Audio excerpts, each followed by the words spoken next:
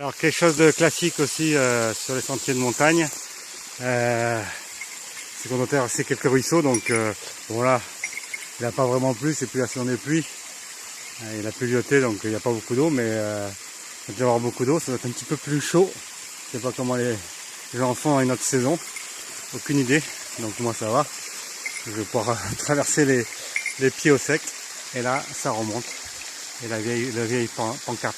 Alors en fait là on est sur un chemin, enfin récent entre guillemets, récent pour le pèlerinage, puisque il n'y a pas de Jijosan. Jijosan sont des petites statuettes qui parcourent, voilà, j'ai une sacrée bête, ouais, elle est partie, qui jalonnent en fait les chemins de pèlerinage.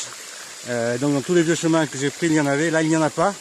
Et en vérifiant sur la carte, effectivement, c'est un raccourci quand même. Et par rapport au vieux chemin de pèlerinage, hein, que j'aurais pu aussi prendre, mais qui suit plus la route en fait, la route actuelle. Ah ben voilà, au fond, oh ça glisse, oh, pas trop mouillé, je me suis pas trop méfié. Et là, les fameux escaliers, je vous parlais, ouais, faut quand même faire attention où on met ses pieds. Voilà, là, donc ça repart.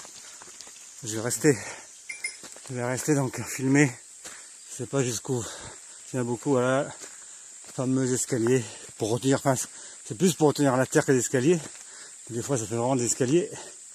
Et c'est assez perturbant dans la marche. Et là, un petit peu plus que tout à l'heure. C'est assez perturbant dans la marche parce que on perd totalement sa foulée. On est obligé d'accompagner l'escalier là, par exemple, si je change pas ma foulée, je remonte toujours du pied droit ou du pied gauche si j'ai attaqué du pied gauche. Donc là, apparemment, c'est assez court, mais quand c'est très long, la cuisse souffre énormément. Donc il faut penser de temps en temps à changer de pas pour que la jambe qui tire en escalier change aussi. Voilà. Donc je suis dans du bambou. Alors là, vous avez vraiment quelque chose de typique du chemin de Shikoku. Oh, ça commence à monter là. Vraiment. Ça se voit peut-être pas du tout à la caméra, mais donc les escaliers, ça sont tout en bois. Ils commencent à se pourrir des racines. Il n'y en a pas beaucoup encore. Voilà. Et ça monte bien. Ça monte vraiment. Et là.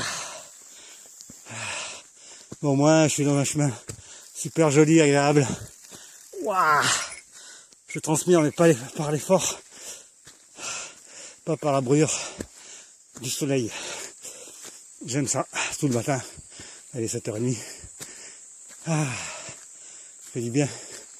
Ah, ça monte, hein, donc je ne sais pas. Voilà. Je souffle 2 secondes.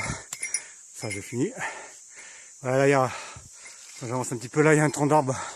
Alors c'est aussi typique du chemin là, pour l'instant il est super bien dégagé, mais c'est souvent qu'il y a des arbres au milieu. Donc il faut passer dessus.